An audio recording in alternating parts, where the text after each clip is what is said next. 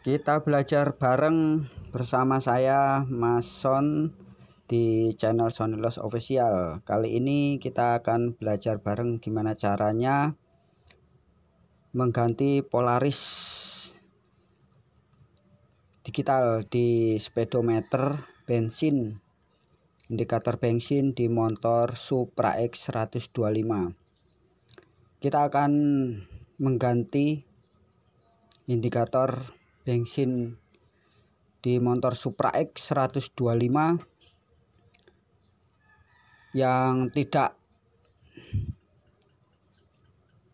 muncul gambarnya atau tidak terdeteksi indikator bensinnya sehingga kelihatan kebakar.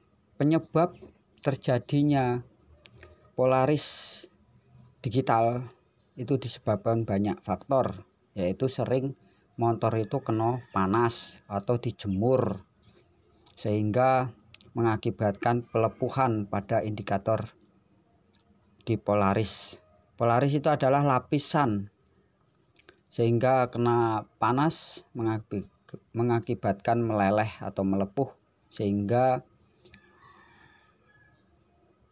lapisan polarisnya di indikator bensin itu kebakar. Nah, ini akan saya praktekkan di motor Supra X 125. Maka kita belajar bareng cara mengganti polaris sehingga tidak perlu dibawa ke bengkel, dikerjakan sendiri bisa, sehingga kita menghemat biaya pengeluaran. Cara-caranya, langkah-langkahnya satu persatu saya akan menjelaskannya. Kita buka di speedometernya.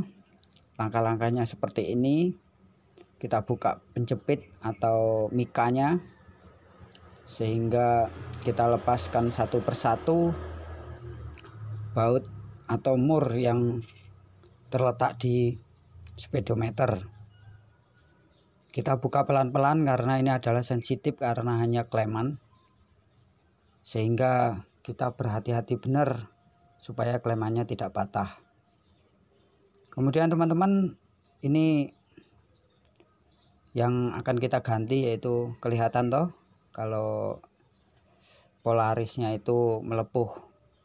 Maka kita perhatikan juga jarum indikator speedometernya supaya kita jangan sampai jarumnya itu patah di saat kita melakukan pelepasannya.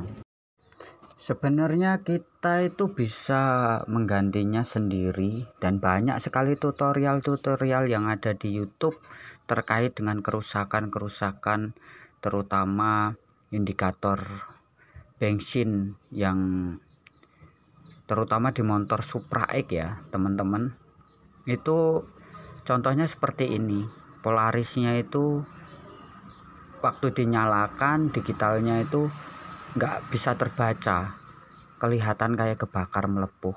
Itu biasanya yang mempunyai kendaraan motor yang untuk orang awam itu sudah memvonisnya, waduh rusak ini motorku, digitalnya kebakar, duh rusak ini.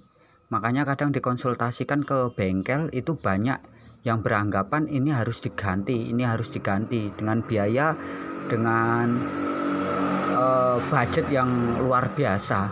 Tetapi sejatinya teman-teman, kalau kalian semua itu bisa belajar atau edukasi sendiri dan banyak membuka-buka di YouTube tutorial terkait dengan kerusakan seperti ini sebenarnya tidak perlu harus mengganti seperangkatnya, tetapi ini hanya yang biasanya yang melepuh itu hanya polarisnya, apakah itu polaris atas atau polaris bawah.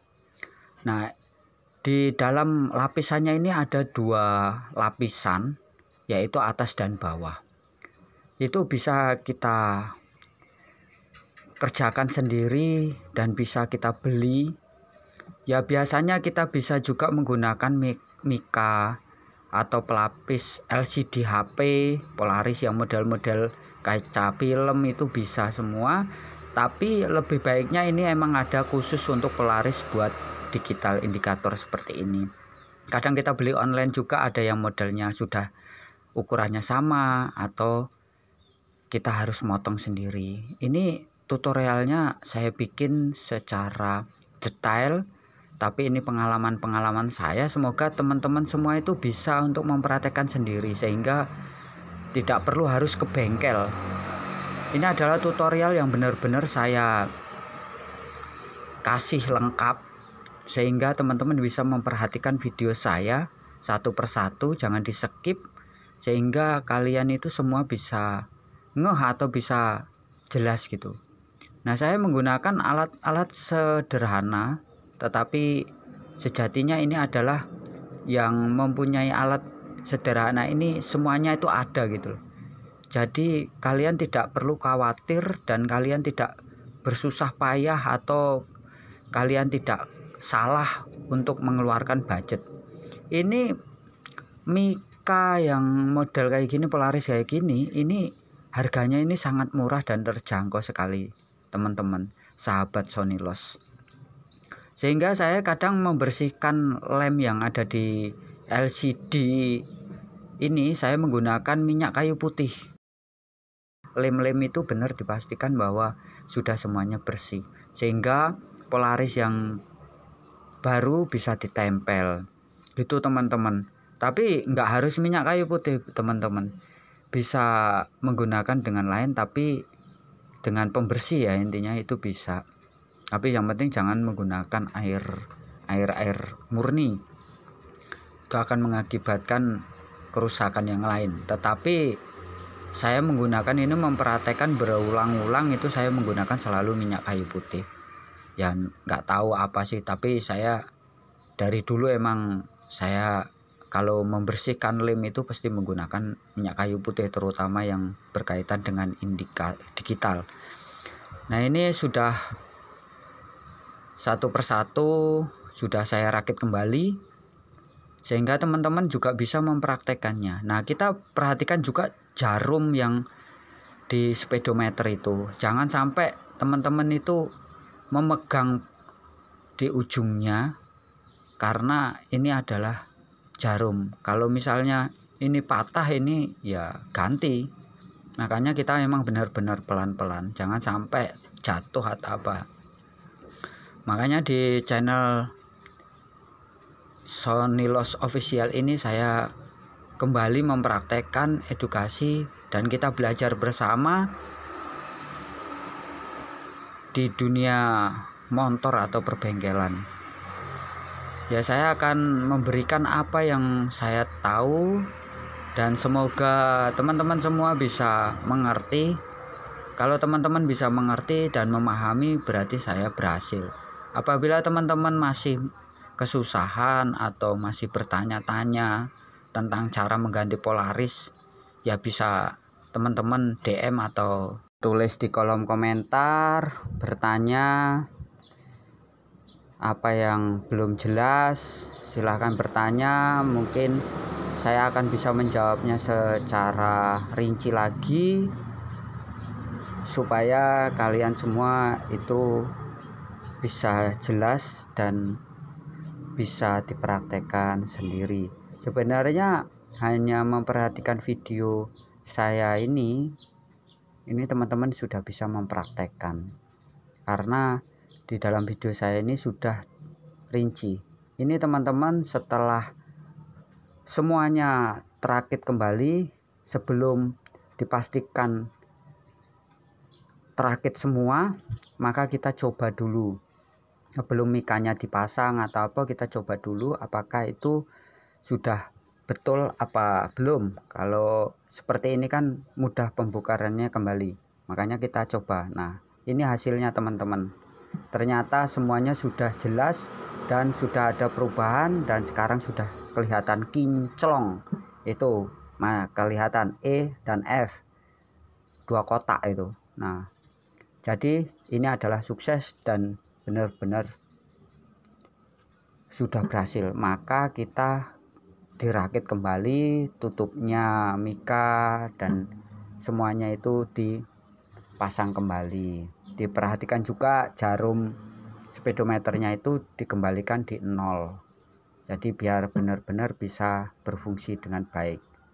Ini teman-teman, kalau teman-teman belum subscribe channel saya, silahkan teman-teman buat di subscribe, langsung di like serta komen di kolom komentar supaya saya bisa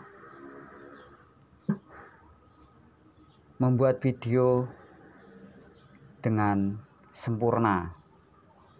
Mohon maaf apabila penyampaian saya ini belum jelas dan masih ngalor ngidul, ya mohon maaf.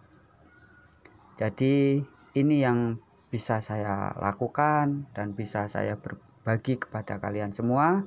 Semoga ilmu saya ini bermanfaat buat kalian semua. Semoga kalian berhasil untuk mencobanya dan mempraktekkan di motor kalian semua. Ini adalah jenis motor yang saya coba dan saya praktekkan ini di motor Supra X 125. Oke, terima kasih teman-teman sudah menonton video saya sampai akhir. Matur nuwun dan semoga kalian bisa menerapkannya di motor kalian. Terima kasih banyak.